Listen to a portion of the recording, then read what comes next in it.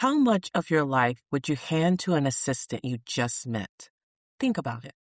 Your inbox, your calendar, the files you've been using and building for years, your email list, the one with the names of every person who trusts you enough to let you show up in their inbox.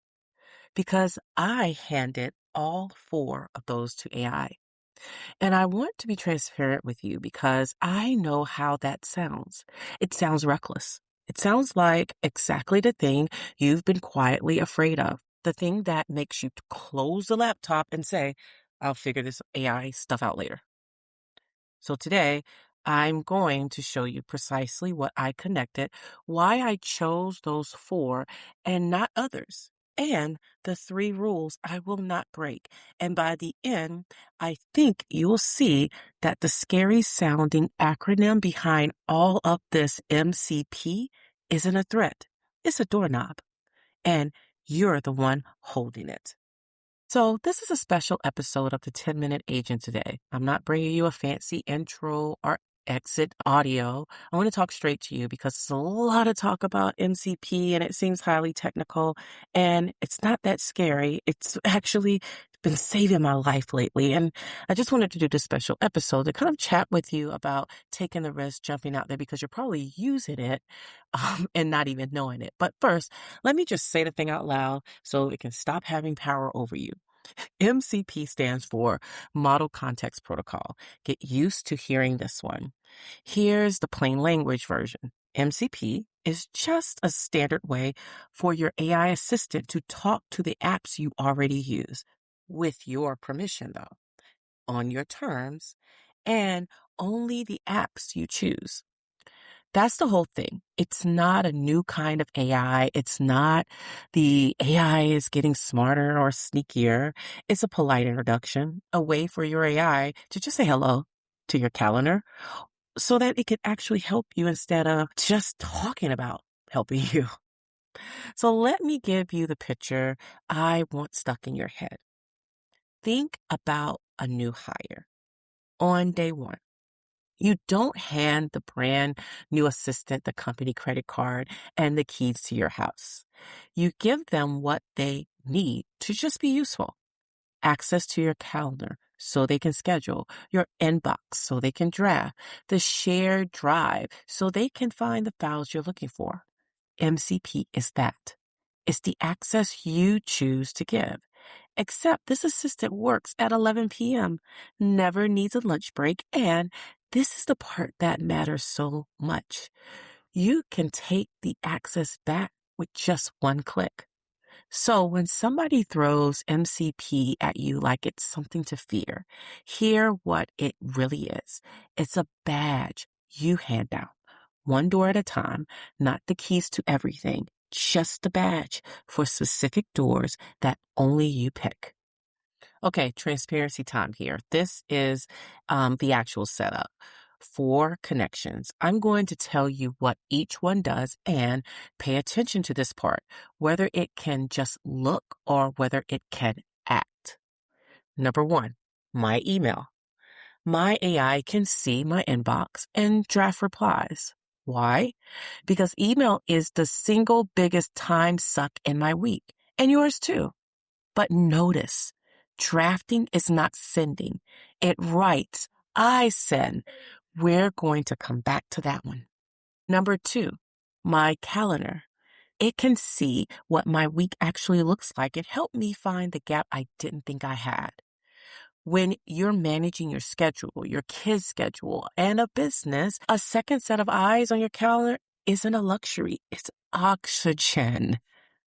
Number three, my files, my scripts, my documents, the work I've been building for years lives in my Google Drive.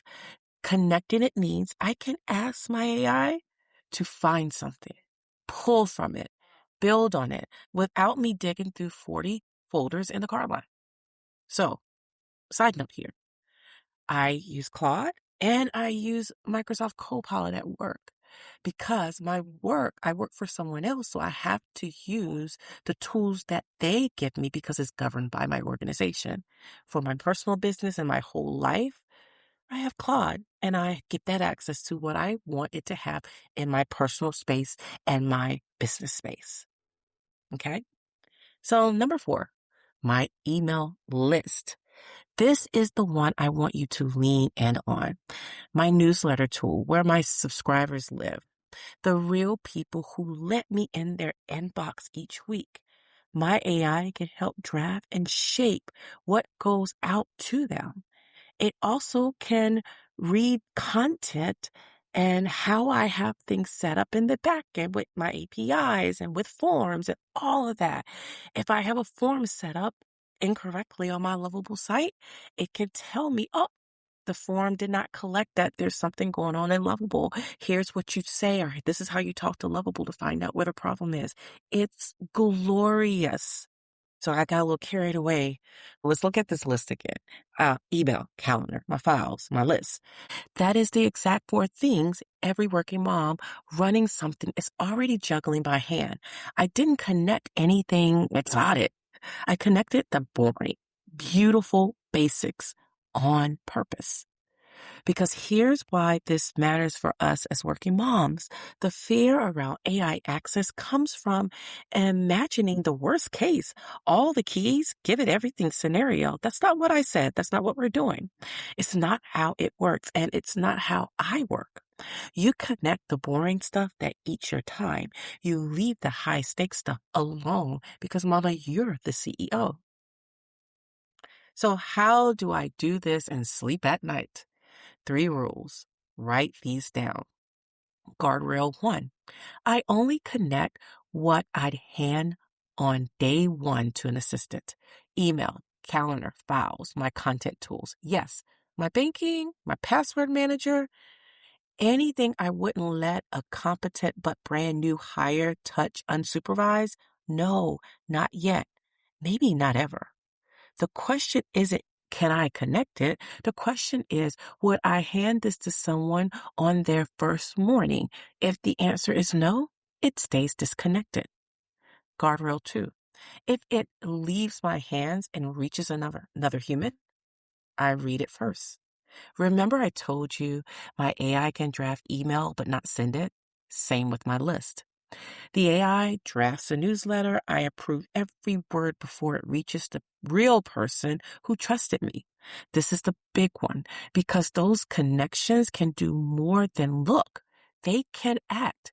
And anything that's going to land in another person's inbox gets my eyes on it first and always.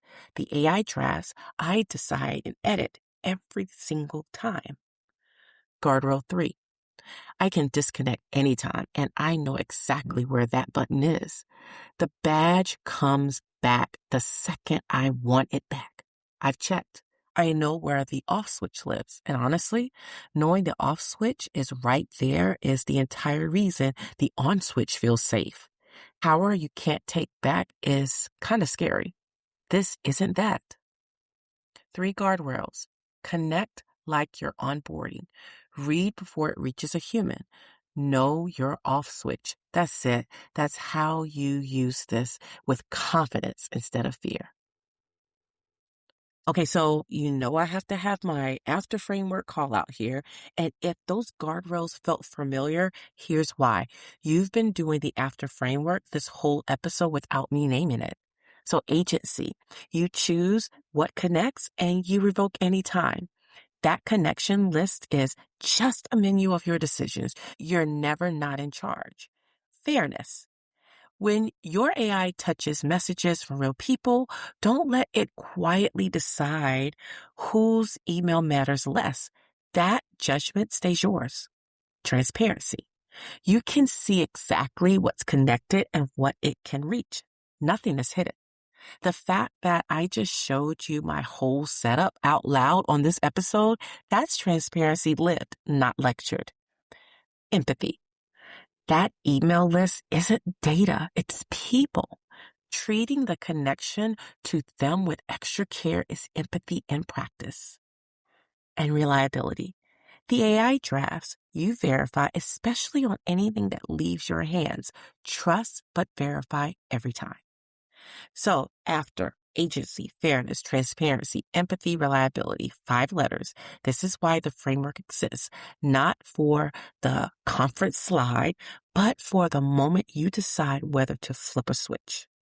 So here's the step I want you to take, and I want you to notice what it is not. I am not telling you to connect anything. Your step is to do just this. Go into your AI tool and look at what's available to connect. Just look. Read the list, and I'll bet you will find that most of it is the apps you already use every day, the same boring, familiar stuff sitting in your phone right now. That's the whole assignment, becoming familiar before you take action.